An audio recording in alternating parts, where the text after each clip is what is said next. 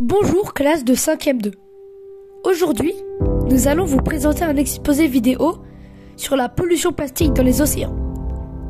Tout d'abord, le plastique est une matière essentiellement constituée de pétrole brut. Il peut être moulé.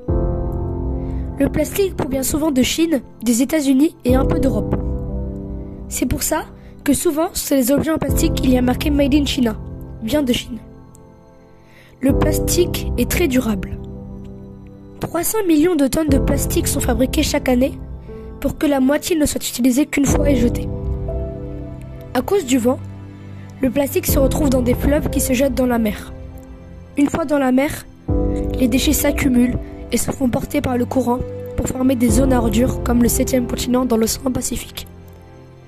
Il existe une île non habitée, l'île Anderson, qui se trouve très près du 7e continent. Elle accumule plus de 671 morceaux de plastique par mètre carré. Il existe 5 grandes zones à ordures, 2 dans le Pacifique, 2 dans l'Atlantique et une dans l'océan Indien. Le 7e continent est nourri par 10 grands fleuves, 8 en Asie et 2 en Afrique. Il y a tellement de plastique dans les océans que c'est comme si, toutes les minutes, 24 heures sur 24, 7 jours sur 7, un camion poubelle se déversait dans l'océan. Tout le plastique dans les océans fait 6 fois la taille de la France. Notre mer Méditerranée n'est pas non plus épargnée. Elle fait seulement 1% des eaux mondiales, mais accumule à elle seule 7% des microplastiques, petites particules de plastique de moins de 5 mm que nous mangeons accidentellement dans le thon, espadon et coquillages. On pense que d'ici 2050, il y aura plus de plastique que de poissons dans les océans en volume.